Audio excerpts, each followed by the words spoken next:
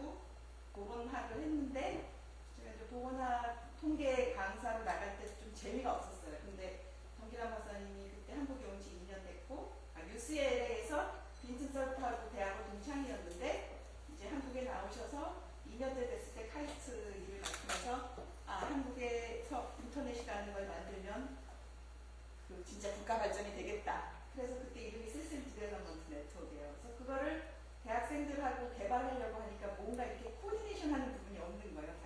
그러다 보니까 제가 이제 그 일을 하게 됐는데 그냥 이렇게 말해서 한번 그 카이스트에 와라 그래서 갔더니 이거 모뎀이다. 이거 모뎀이고 35년 전에 이거 모뎀이고 이거 유닉스인데 이렇게 연결하면 전 세계 연결이 되는데 네가 해라. 그래서 배워서 했어요. 그래서 저한테 되게 맞았고 어쨌든 그게 이제 35년 됐고요. 그래서 정말 그것이 꿈이었던 것 같아요. 와 이거 이메일이라는 게 되는구나. 뭐 이렇게 세상이 되게 달라지는구나 이런 생각을 했고 20년 지났을 때 저는 이제 시골로 내려갔거든요. 거의 대부분의 일을 재택근무하면서 와 20년 전에 내가 이거 만들어서 참 잘 됐어라는 생각을 했고 또 95년도에 제가 삼성 임원들에게 이제 웹이라는 걸 가르칠 때 그 사람들 앞으로 인터넷 때문에 미래가 어떻게 됩니까? 라고 물어봤을 때 제가 모두가 인터넷 방송국을 가지는 거예요 라고 대답했었어요.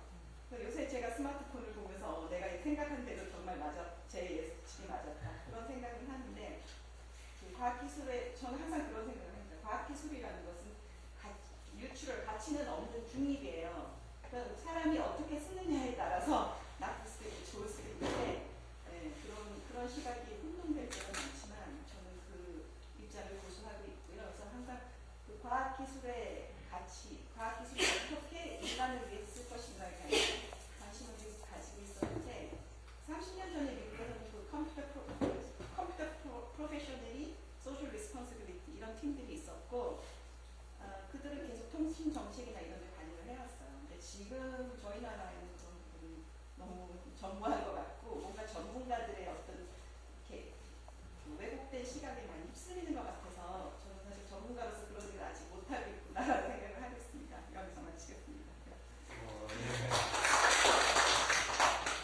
바로 지적하신 대로 우리가 과학기술을 하는 입장에서 이 과학기술이 사회에 어떤 영향을 미칠 건지 사회와의 관계를 어떻게 갈 것인지 이런 데 이제 좀 많이 제가 고민해야 될 부분이고 특히 최근에 1년의 사건들이니까 이 광우병도 그렇고 그 다음에 무슨 사대강 같은 경우도 그렇고 이런 사건이나 이런 것들을 보면서 실제로 이게 거기다 얘기를 해가지고 좀 그런 기술이 개발됐을 때 우리 사회가 어떻게 변할 건지 하는 것을 그 하드웨어만 하지 말고 그러니까 하드웨어 소프트웨어만 연구하지 말고 그 사업자 안에서 조금 해봐라. 연구를 좀 사회과학자들한테 좀 같이 팀을 만들어서 이런 이제 주문들을 하고 있는데 아직까지 이제 과학기술을 하는 분들은 목전에 있는 게 바빠가지고 이제 그런 생각이 있으면 못 쓰고 있는 게 사실이에요. 그래서 저희도 그런 거 많이 하려고 되게 생각하고 있습니다.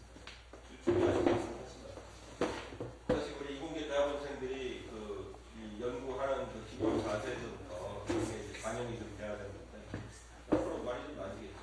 점점 자꾸 말씀을 하셔야. 네, 제가 첨언하고 싶은 게 사실 저도 처음부터 그랬는지 모르겠어요. 저도 이제 자연과학을 선택한 이유는 뭔가 더 공헌할 분야일 것 같아서 했는데 저희 이제 정미란 박사님 저희 이제 형부라서 저를 이제 초대하기도 했지만 제가 그 일을 바로 인터넷 일을 만나고 좋아서 시작을 했을 때 그 시점에 알비 토플러가 정책 쪽에 어떤 강의를 하러 왔었어요. 근데 제가 그냥 바쁘다고 안 가려고 했더니 너무나 야단을 치시면서 어떻게 너 이런 거에 관심을 안 가질 수가 있는데 그때 좀 충격을 받았고 그때 알비 토플러가 거의 제3의 물결 하던 시점인데 앞으로 그냥 테크놀로지가 발전하면 그러니까 좋아지는 쪽으로 그러니까 굉장히 섬세해지기 때문에 전쟁을 해도 무조건 때려부시는 게 아니라 핵심만 부수고 그래서 가품종 소량 생산 이런 이제 뭔가 더 인간의 다양성을 발견할 수 있는 쪽으로 간다라는 그걸 듣고 계속 관심을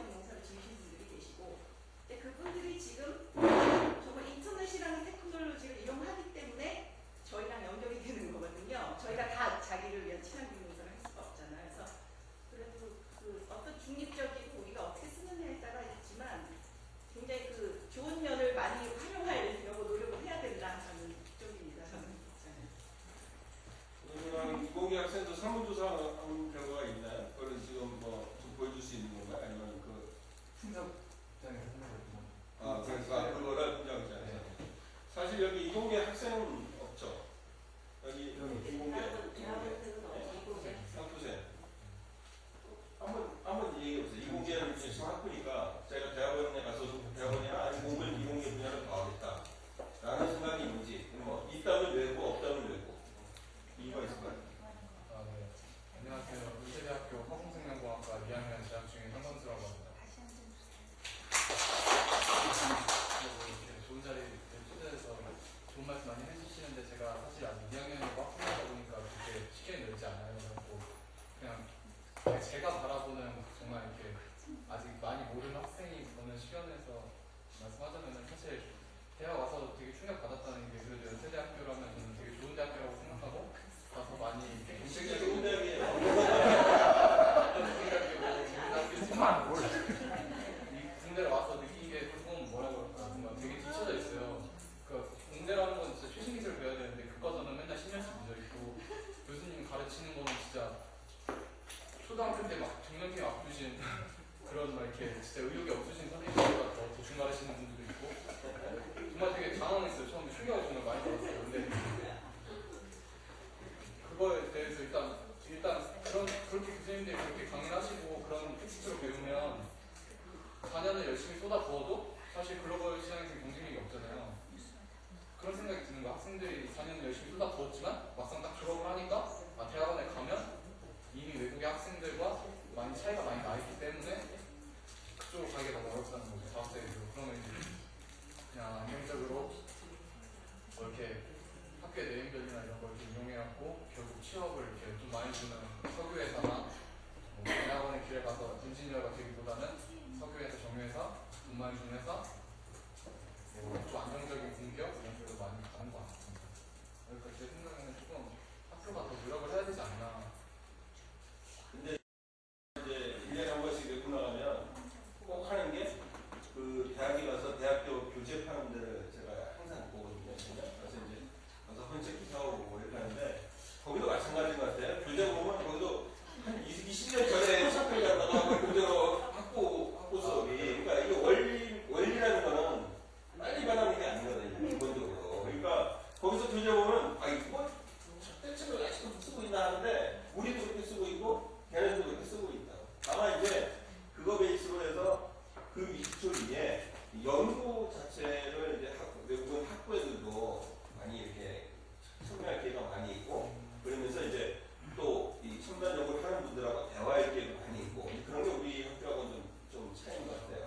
기본적으로 교재나 이런 문제는 아닌 것 같은데 실제로는 좋은 지적을 해주셨습니다. 우리가 이제 좀 더 항상 이 최신 기술 이런 것에 대해서 학문적 그 갈망이 있는데 그게 이제 잘 충족이 안 되는 그런 현실을 이제 얘기를 하시다 보고 우리 학생 중에 학부를 생명과를 나오고 지금 이제 대학원이 이제 우리는 이공계라고 정확히 얘기할 수는 없지만 대학원에 있는 학생이 있거든요. 그래서 이제 자기 친구들도 이공계에 또 내외에 있는 친구들이 있거든요. 한번 얘기를 한번 해보세요. 우리 자기 소개를 해주시고. 저는 아까 그 선생님이나 동네 아나운서께서 말씀하신 것처럼 순수 과학 공부를 해서 과학자가 되는 게 꿈이었는데 그 대학교에서 공부를 하면서 그런 정말 그렇게 과학의 정말 진리 같은 거를 연구하는 것보다 과학과 사회가 어떻게 연관성이 있고 그런 아까 말씀하신 거랑 좀 똑같이 생각하는데 과학이 절대적인 진리를 가지고 있고 다만 사람들이 어떻게 이용하느냐에 따라서 그 사회의 판단이 달라지는 거라고 생각을 하는데 거기에 대한 연구는 그렇게 이루어지지 않고 그런데 저는 그게 가장 중요하다고 생각을 해서 거기에 대해서 공부를 더 하고 싶어서 순수과학대학원이 아니라 과학기술 경영이라고 과학문화를 공부하고 싶어서 이쪽 대학원으로 진학을 하게 되었는데요. 그 저번 시간에도 제가 그때 정책 관련해서 어떤 거를 원하는 정책이 뭔가를 물어봤을 때 그 이공계 대학원생들에 대한 지원에 대해서 얘기를 했는데요. 근데 솔직히 제가 지금 순수과학이나 응용과학 공부를 하는 건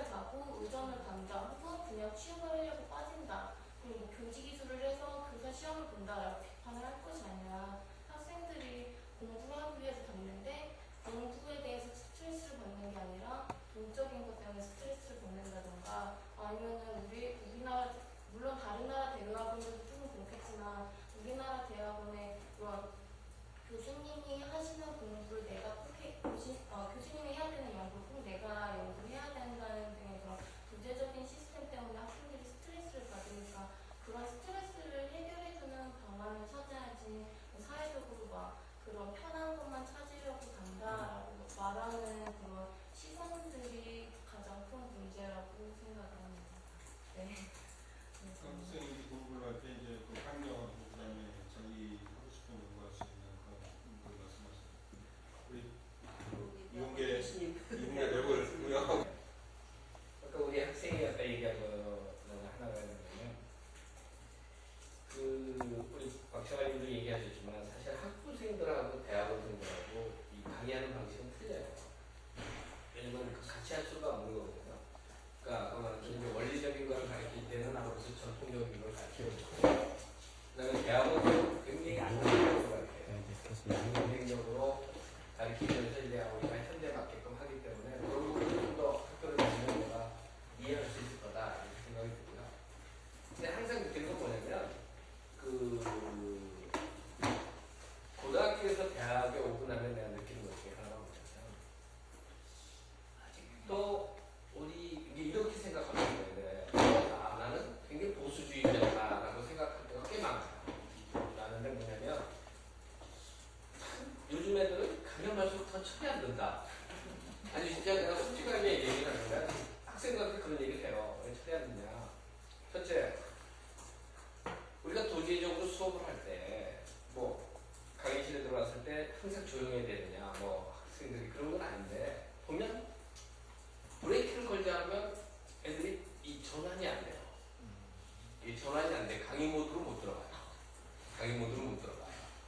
아니 내가 느낀 게 그래. 나도 뭐 우리 국민대학교 학생들이 뭐 실력이 없어서 아니면 뭐 역동적이어서 그런지 모르겠지만 근데 이제 그런 부분을 왜 그런 생각이 드냐. 하나는 내가 이제 느낀 건 뭐냐면 이 부모들이 자식에 대해서 너무 많은 부분을 간섭하고 있다.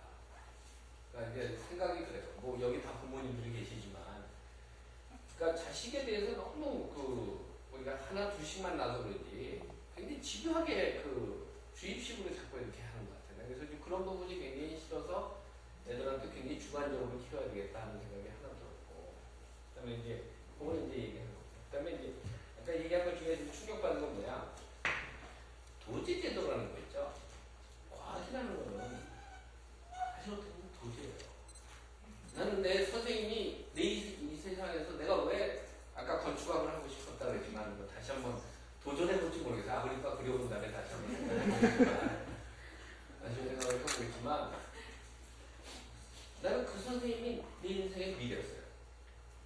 나는 우리 선생님이. 근데 나는 우리 선생님이 정말 나는 우리 선생님같이 훌륭한 그러니까 정말 제대로 된 교수가 되고 싶었어 사실 그때는. 그 전까지 그렇게 생각을 안 했어. 내가 인생이 딱 바뀌었던 거는 정말 훌륭한 프로페서를 만나서 리서처를 만나서 내 인생을 배웠다면 이렇게 생각을 하거든요.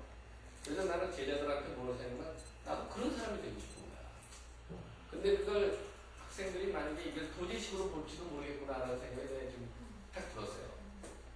아까 얘기하는 거 하나 중에 좀 이상한 게 뭐냐면 공부하는 선생님이 근무하는 게 아니에요. 우린 연구실에서 근무하는 게 아니에요. 그지? 그러니까 왜 모든 학생들이 연구실에 근무한다고 생각하고 아르바이트를 하려고 하는지 사실 이해를 못하겠어요. 사실은.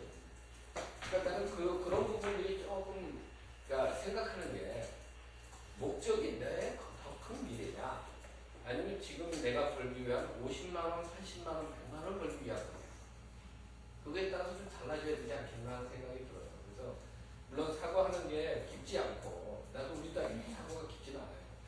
깊지 않다고 생각하는데 한 가지는 좀 혼동을 갖고 있구나. 그러니까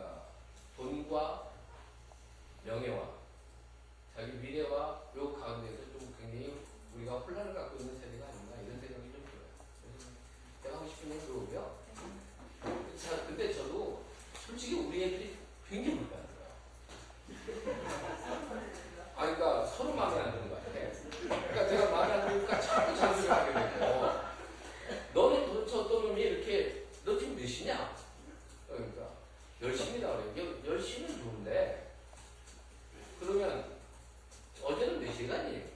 그랬더니 그렇게 물어보요. 이게 사실 말이 안 되거든요. 근데 내가 볼 때는 그런 걸 물어보게 되는 이유가 좀 전념을 해라. 집중을 해라. 그리고 거기서 자기 길을 찾으라고 하는 건데 근데 그 친구는 그렇게 안 보는 것 같아요. 그래서 그러고 나서 보면 다 도망가. 그래서 내가 그래서 우리 교수들 사이에서 한 가지 뭐 얘기가 좀 너무 길어져서 하는데 한 가지는요. 내가 어제 학생들한테 이런 얘기를 했어요. 노래 잘 부르고 술 잘 먹고 너희들하고 잘 노는 사람이 교수가 아니다. 나는 그렇게 생각한다. 너희들은 지금 마음에 드는 사람은 진짜 교수가 아니다. 너희들하고 노는 사람이지. 나는 교수로서 그렇게 살고 싶지 않다. 그러니까 너희들 마음대로 평가해라.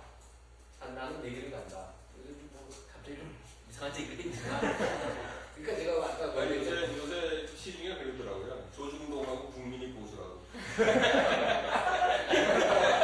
조중동 국민이 보수. 말썽대학이래가지고 요즘에. 아니 근데 내가 얘기하는 건 역시 보수. 그러니까 보수파의 얘기를 부탁드린 거니까 오해하지 마세요. 네. 그러니까 근데 우리 느낌도 얘기를 했는데 근데 아까 말씀하신 것 중에서 저는 이제 직접적으로 이공계 대학원은 아니지만 학부 때 이공계 전공을 했고 한 1년 정도 이제 랩에서 대학원생들하고 좀 같이 지내다 보니까는 어느 정도 감을 잡았는데 학생들마다 그 근무라고 생각을 하더라고요. 보면은 왜냐하면은 나는 만약에 저희 이제 학교에 그 어떤 랩의 연구실에 이제 교수님 두 분이 계셨는데 한 분은 이제 연세가 좀 있으셔서 아침에 일찍 나오고 이제 일찍 들어가시는 분이고 다른 한 분은 밤 늦게 퇴근해가지고 늦게 나오는 분이거든요. 그런데 이 두 분의 사이클이 참 겹쳐져가지고 학생들은 아침 일찍 나왔다 늦게 들어가요. 아침 한 8시까지 나와서 이렇게 교수님 모시고 이 다른 교수님은 새벽 1시에 가시니까 또 그때까지 버티다가 그러니까 또 이제 가면 겨우겨우 시간 맞춰가지고 좀 뭐 할까 하면 또 막 집에 가서 뭐 집 먼 사람은 못 가고 아니면 뭐 대충 아까 라꾸라꾸 뭐 펴고 자고 근데 그러는데 그게 이제 왜 그런가 보면은 학생들마다 연구랑 하는 거라서 대학원이 갖고 있는 로망 중에 하나가 내가 하고 싶은 거 내가 하고 싶은 시간에 내가 진짜 이렇게 한번 해봐야지라고 딱 생각을 하는데 교수님 출근 시간 맞추고 그 전에 나와야 되면 또 하다가 또 자야 되고 또 오늘은 피곤하니까 좀 자고 아니면은 나가서 좀 바람 좀 쐬고 올까 그러는데 교수님이 계시니까 못 나가고 그 다음에 또 보통 보면 이렇게 TA나 RA가 우리나라 같은 경우는 구분이 안 돼 있잖아요. 보통 보면 대학원생들 다 또 실험 조교도 들어가야 되고 채점도 해야 되고 전공학생 채점도 해야 되고 그런 것들이 어떻게 보면은 전부 다 업무로도 받아들일 수 있지 않나 그런 느낌은 이제 있습니다. 그래서 학생들 그다음에 저 같은 저는 우리나라에 BK 처음 생겼을 때 제가 저희 학교에서 이제 서울대랑 조이태가지고 낼 때 실무 담당을 했었는데 보면은 참 그때 당시에 이제 석사 40만 원, 박사 60만 원 그거에 사람들이 열광을 했었어요. 그런데 이제 안 좋게 그 BK가 이제 브레인 코리아에서 나중에 이제 그 속된 말로 이제 빠가 코리아로 바뀌긴 했는데 이제 그 얼마 안 되는 것 때문에라도 사람들이 막 목을 메고 막 그때 이거 떨어지면 안 된다 해가지고 막 교수님들 다 달라붙고 그때 컨소시엄 묶어가지고 달라붙고 그런 것들 보면은 참 어떻게 보면 저도 잘 나가는 이론 물리학자가 되고 싶었지만 수학 고등학교 때 약 맞고서 포기한다는데 그런 식으로 딱 이렇게 압박이라는 걸 느끼지 않나. 그러니까 어떻게 보면은 이게 되게 허황될 수도 있죠. 그러니까 나는 대학원 딱 이제 왔는데 무슨 석사 막 이제 입학한 나부랭이 주제에 무슨 연구를 하겠다고 내가 최고의 꿈을 폈냐 그런 건 아니어도 그래도 최소한 그런 환경이라든지 아니면은 정말로 근무가 아니라 내가 하고 싶은 거 하러 나는 정말로 목숨 걸러 온 거다라는 느낌을 주려면은 그런 어느 정도 이렇게 좀 뭐라고 해야 될까? 동기부여가 좀 잘 안 돼 있는 것 같아요. 그런 부분은 좀 이뤄야 되지. 중요한 말씀이긴 한데 근데 아마 포닥되기 전에는 자기 원하는 연구 할 수 있는 석박사는 세상에 별로 없을 겁니다. 네, 제가 봐도 없어요. 다른 대학에도 그러니까 다른 나라에도 다만 다른 나라는 우리나라처럼 이렇게 도제식으로 이렇게 누구나 다 그래야 된다고 얘기를 하지 않지. 그냥 열심히 하는 사람 열심히 하게 내버려두고 그냥 뭐 시간 보내는 사람 보내게 내버려두고 다만 그 결과는 자기가 나중에 자기가 짊어지고 가는 것이죠. 이제 근데 포닥되기 전까지 자기 원하는 연구할 수 있는 석박사 그런 과정은 아마 세상에 없을 거예요. 이공계 자녀 이미 뭐 재학 중이다. 자녀를 두신 어머님 안 계시나요? 예, 자녀를 두지는 않았지만 그러니까 공부하는 학생들이 이거밖에 안 했는데 좀 실망도 되고 약간 쇼킹도 하고 그래요. 왜냐면은 이제 저희 아들이 외국 가서 공부를 하겠다 그래서 이것저것 알아보는 중에 보니까 사실 대학원부터는 거의 그러니까 잘만 알아서 이렇게 하면 학교에서 충분히 지원해서 일단 장학금이 거의 다 나오고, 그러니까 내 돈 내고 석박사 하지 않는다는 거예요. 이제 그쪽에서 충분한 사람이. 그리고 또 본인이 학교에서 뭐 조교라든가 뭐 여러 가지 뭐 이렇게 프로젝트에 참여하고 이러면 충분히 학비뿐만이 아니라 생활비까지 다 어느 정도 보장이 되는 상황에서 공부를 할 수 있어야 된다고 생각해요. 금방 자본화되지 않은 뭐 인문학, 기초 인문학이나 기초 순수 과학이나 이런 것들은 나라에서 사실 많이 해줘야 되고, 그거를 대학이 사실 굉장히 이윤이 많이 남는 장사인 것 같아요. 저는 이렇게 자세히는 모르겠지만 보면 굉장히 남는 장사를 하고 그거를 이제 막 쌓아두고 있는데 그거를 풀어서 학생들한테 장학금도 팍팍 주고 이래야지 뭐 인재도 육성하고 그래야 되는데, 사실 여기 제목이 지금 과학 정책이잖아요. 그러니까 그거를 교수님들도 그렇고 학생들도 그렇고 또 우리 학부모들도 그렇고 대학이 그렇게 할 수 있게끔 진짜 대학은 계속 뭐 기부도 받고 투자도 받고 그러면 사실 어떤 것도 달라져야 되냐면은 개인이 내 돈 이렇게 재산이 많으면 자식한테 물려주기보다는 외국 같은 경우는 굉장히 기부 문화가 잘 돼서 저도 사실은 그런 마인드는 안 돼 있거든요. 그러니까 돈을 생기면 자식한테 뭐 주고 싶죠. 근데 거기서는 뭐 자기가 만약에 양로원 들어가서 굉장히 그 양로원 시설이 마음에 들었다면 자식한테 주지 않고 죽을 때 양로원에 다 기부한다든지, 아니면 대학에 기부하는 그런 게 많잖아요. 기부도 많이 받고 대학에서도 그거를 뭐 부동산 장사할 게 아니라 학생들한테 이렇게 할 수 있는 풍토나 분위기를 조성해야만 된다고 생각해요. 누가 하나 시작해서 이슈로 만들어서. 필요하다면 우리가 촛불 들구나. 네, 아주 뭐 정확한 지적이시고 실제로 이제 제일 필요한 정책이라고 보겠습니다. 우리 한 박사님이 그래도 과학교육을 전체 잘 지휘를 하고 계신데 말씀 한번 해주세요. 그런데 지금 이제 우리가 이공계 대학원생들 얘기를 하고 있는데 다르게 짚어보면은 이공계 대학원생은 그래도 좀 상황이 난 것 같아요.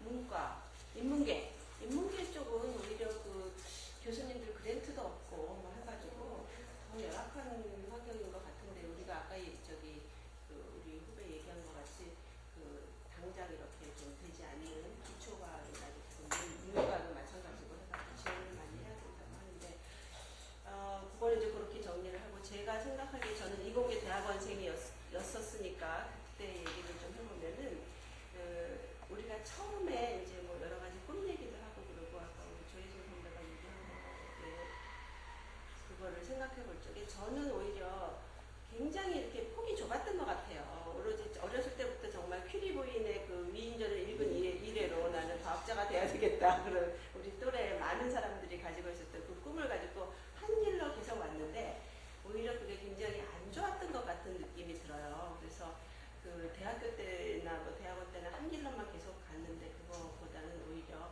굉장히 폭넓게, 그러니까 아까 바빠가지고 엘빈 토플러가 왔을 때 안 간다고 했으면 애단을 쳤던 것처럼 우리도 성분이 박사님도 그런 기회를 많이 이렇게 열어줘가지고 하는 것들이 참 좋을 것 같은데, 오히려 우리는 연구실, 아까 유튜브에서 나왔던 것처럼 연구실을 떠나지를 못하고, 저 같은 경우에도 연구실을 떠나면 굉장히 마음이 불안했던 것 같아요. 정서적으로 안정이 안 되는 것 같아서 우리는 예전에 놀아도 내면서 놀자 그렇게 모토를 했는데, 그게 아니라 연구도 밖에서 할 수 있다. 그러니까 생각이 열리고 좀 더 창의적이 되려고 하면 그 자리에 못 박혀 있는 것보다는 좀 더 나가는 게 좋은 것 같은데, 이공계 대학원이라 그러면은 왠지 이렇게 굉장히 너무나 폭이 좁은 이런 것들이 좀 문제가 되는데, 그거는 어떻게 넓힐 수 있을지 그것도 좀 생각을 해봐야 될 것 같아요. 그래서 일단은 이제 저희가 예전에 제가 같이 이렇게 모시고 이랬던 분이, 그분은 딱 한마디로 정리하시는 게, 공부하기 어려운데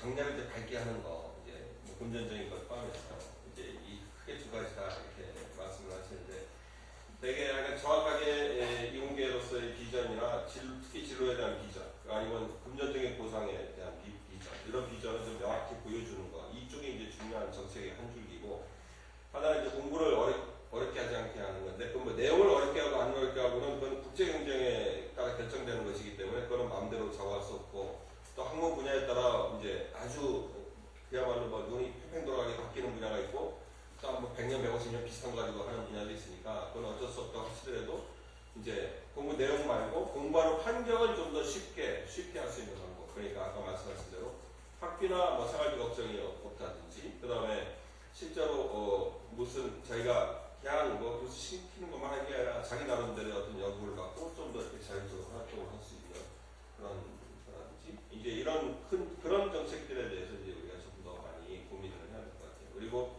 마지막에 한 박사님 말씀하신 중요한 건데, 이게 이공계 안에 머물리지 않고 이 사회의 여러 현상에 대해서 그걸 이해하고 그 문제 해결에 자기가 기여할 수 있는 그런 이제 이 문제 소명의식을 가지고 접근할 수 있는 여러 통로를 만드는 거. 그러니까 인문계하고의 융합이라든지 뭐 예술하고의 융합이라든지 사회 각 부분의 여러 현상들에 대해서 이공계가 직접 보고서 그걸 잘 느끼고, 나중에 자기가 이제 자기 학문이나 연구가 성숙이 되면 그 문제를 어떻게 풀 것인지 하는 것에 대해서 좀 더 얘기를 많이 하고 좀 더 접할 수 있는 기회를 많이 갖고, 그런 볼 수 있는 눈을 기르는 거, 이런 게 이제 우리 중요한 이제 정책의 하나인 것 같습니다. 누가 더 추가, 우리 공부자님은 추가하시는? 예. 저는 그 분야가 다른 사람, 그러니까 이공계 대학원 저는 어떤 생각을 들었냐면 그래서, 그러니까 막상 그냥 그 기자 공채 시험 봐가지고 언론사에 들어왔다고 쳐요. 그러면 여학생들 같은 경우에는 거의 다 졸업하고 들어오는 거고, 남자들 군대 갔다 오고 들어오는데, 막상 기자 그게 돼도 자기가 원하고 관심 있는 분야를 취재하기가 어렵다는 거예요. 그러니까 어느 부분에서는 자기가 어떤 분야에 진출을 하게 되면 최소한 한 3, 3년 정도씩은 일정한 엄청난 그 도제식 훈련이랄까 그런 것들이 거의 하나의 필수 과정이 아닌가 그런 생각, 초기에 불만이 많죠. 그런 거에 대해서. 기자 같은 경우 2년 정도는 경찰 기자를 해야 되고, 그리고 또 자기가 취재하는 것이 과연 절대로 그 뉴스데스크 아이템에 나가지 못하는 경우가 태반인 이유가 전체적인 맥락을 잡는 데 시간이 걸리고 내용이 동떨어지는 부분도 있고, 그러니까 그런 어떤 시스템을 파악하는 데 시간이 오래 걸리는 거죠. 그러다 결과적으로는 한 5년 지나고 10년 지나면 이제는 그 어떤 분야의 내용이 나와도 기사화할 수 있는 능력이 생기는 거예요. 그러니까 아마 그런 기관이 아마 대학원 이런 학부에서 또 뭐 연구를 할 수 있는 대학원에 왔을 때 좀 생각보다 기대에 못 미쳐서 경제적인 문제 이외에도 실망을 하는 좀 책이지만, 저는 그냥 이공계 분야뿐만이 아니라 다른 분야에서도 마찬가지가 아닐까라는 생각이 들어요. 약간 이제 그런 문제들에 대해서 이제 저희가 계속적으로 고민도 하고, 또 이제 저희가 이제 이 인력 양성 정책이든 과학기술 정책이든 이런 것을 이제 지속적으로 반영하려는 노력도 이제 저희들이 또 해야 될 것인데, 학생 입장에서도 요새 제가 이런 생각을 하는데, 수없이 많은 무슨 이 공모전이나 이런 게 있습니다. 이제 예를 들어 정책 논문 쓰는 공모전 같은 게 있는데, 우리 과학기술 정책 분야도 그런 게 있거든요. 인력 양성 부분도 그런 게 있어요. 근데 많이 있는데 보면 거기 들어오는 그 정책 이슈들에 이런 이슈들을 다루는 그런 학생 그 논문이 거의 없어요. 사실은 또 그냥 일반적으로 피상적으로 아주 유사한 그런 정책 논문이라는 게, 예를 들어 잘하는 학생들을 어떻게 하면 이공계에 관심을 갖게 하냐, 이런 분야는 논문이 있는데, 지금 우리가 같이 하고 있는 이런 것처럼 이공계 대학생이나 대학원생들이 이공계 분야에서 성공하기 위한 어떤 정책적인 요구, 이런 것에 대해서 좀 여러분들도 적극적으로 그거를 이 정책 공모전 같은 데 공모를 좀 하고, 자꾸 이게 이제 얘기가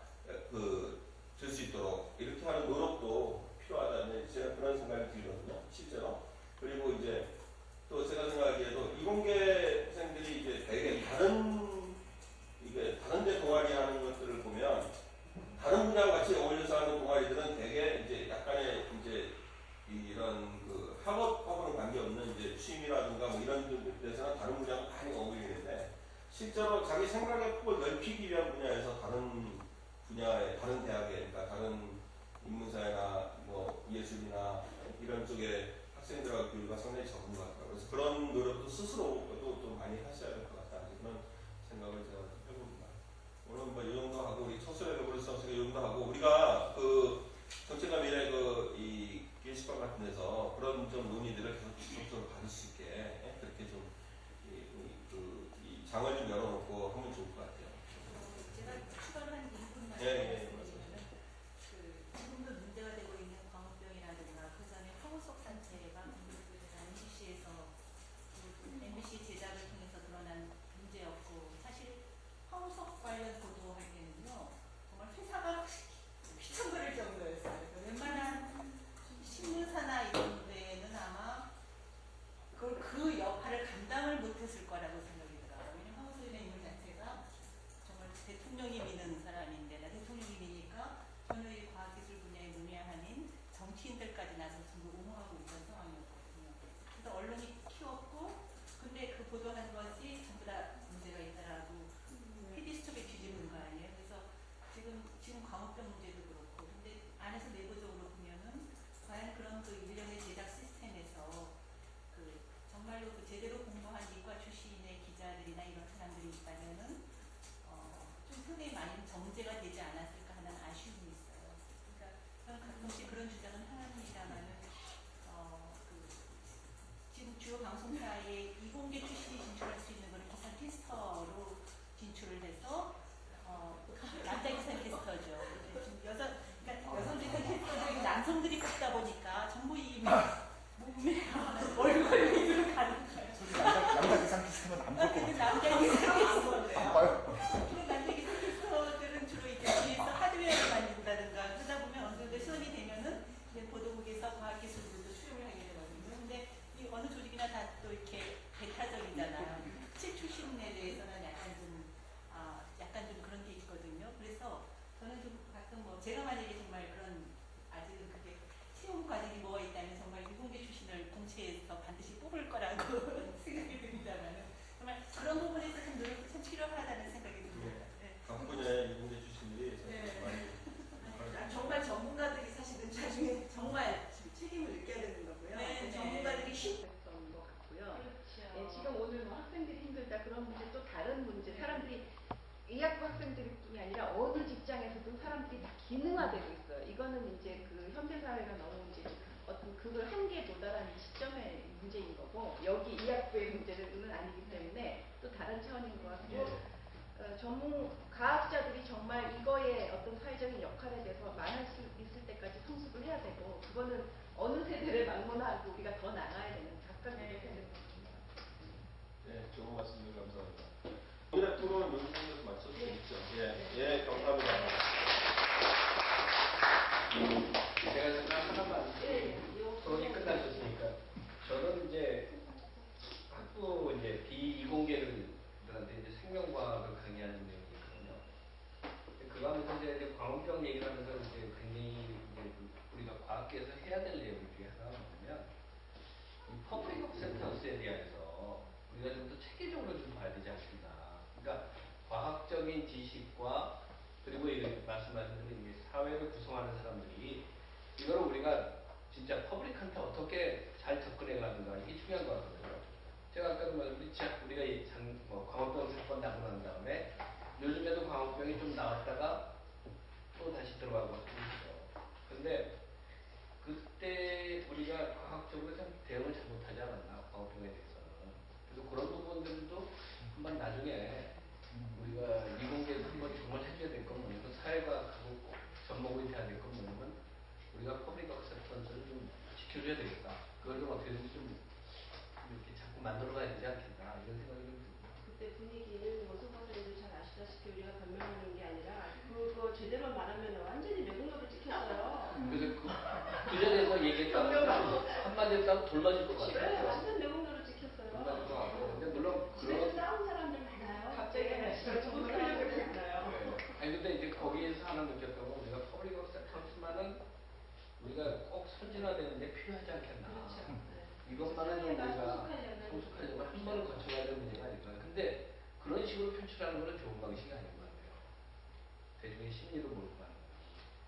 그런 부분이 좀 한번 좀 다뤄줬으면 좋겠다. 이제 그런 부분은 보통 이제 과학 커뮤니케이션 쪽에서 이제 많이 다루잖아요. 근데 다루는데 문제가 항상 예전에도 이제 쭉 보면은 어느 수준까지 공개를 해야 되고 그 다음에 과학자들이 갖고 있는 그 의구심 중에 하나가 내가 이걸 설명했을 때 과연 내가 알아볼까? 만약에 뭐 기자랑 인터뷰를 하거나 했을 때 이 기자가 내가 그럼 설명하는 내용을 저거 뭐야 쟤는 과학도 전공한 사람도 아닌데 내가 얘기하는 거 알아들을 수 있을라나? 라고 하는 의심도 있고 그 기자는 저것도 어려운 소리 또뭐 이상 또 뭐야 공연물 외우고 있네 또 이러고 있고 대중들은 과학자들 하면은 그 예전에 그 마틴 가데트에 나왔던 아수라 백작 정도 그냥 뭐 그래 넌 얘기해라. 그러니까 양쪽 간에 서로의 노력이 필요한데 그 아까 같은 경우에도 만약에 뭐 그 대중들이 어떤 인식을 하고 수용을 하고 하려면은 양쪽이 서로 이제 맞아야 된다고 보거든요. 그러니까 대중은 대중 나름대로 과학에 대해서 좀 이해하려고 들려들어야 되고 과학자는 과학자 나름대로 좀 더 쉽게 풀고 이거를 뭐 집에 있는 애들에게 설명해 준다라고 하는 식으로 생각을 해야 되는데 서로 간의 괴리라는 것도 있고 그리고 항상 보면은 어느 수준까지 공개를 해야 되느냐라는 거 있잖아요. 만약에 뭐 아까 같이 황우석 박사 말씀하실 때도 그렇고 광우병 같은 경우에도 이 정보 공개는 어느 수까지 해야 되느냐 그런 부분에 있어서는 또 계속 부딪히더라고요. 그러니까 그런 부분 여러 가지 요인들이 계속 부딪히니까 그런 거 이제 계속 조금씩은 좋아지고 있는데 아직은. 근데 분명한 거는 과학자들이 자기 용어로 얘기하는 거는 대중하고 하는 게 아니라 저널에다 하는 거예요. 저널에다가는 자기 용어로 하는데 절대로 퍼블릭한테는 자기 용어로 하면 안 돼. 이건 자기 용어로 하는 사람이 잘못된 사람. 근데 대부분이 보통 보면은 쉽게 하려고 했다가 보통 이런 거 있잖아요. 만약에 뭐 쉬운 말을 들어서 힘은 뭐 질량 뭐 얘기하는 게 필요 없고 그냥 F는 MA 딱 주면은 업계 사람들은 그래 그냥 이거 하면 되는데 그게 F는 뭐고 M은 뭐고 A는 뭐야 그러면 막 설명하다 보면 또 길어지고 복잡해지고 서로 답답해지니까 이런 부분들 문제가 많다고 보죠. 사이언스 커뮤니케이션 전 세계적으로 제 1호 석사인 제 입장에서 그에 간단하게 한 말씀을 좀 드리면 저는 제가 사이언스 커뮤니케이션 1호 석사인데 김학수 교수님이 새로운 이론을 만드신 게 퍼블릭 엔게이지먼트 사이언스 패션이죠. 저희도 커뮤니케이션 제 후배십니다. 커뮤니케이션에 대해서 사이언스 커뮤니케이션에 대해서 공부를 해보니까 언더스탠딩 이해시키려고 해서는 전혀 진도가 안 나가는 거예요. 국민들이 과학하고 얼마나 관련이 생기는지 그거를 파악을 해야지. 그러니까 광우병, 황우석 교수 줄기세포 이런 것들은 사실 난치병 걸린 사람들한테는 얼마나 관련이 있습니까? 엔게이지먼트가 있으니까. 그러니까는 거기에 열광하는 거거든요. 그래서 우리가 퍼블릭을 만날 때, 국민을 만날 때는 엔게이지먼트 고리를 만들어주고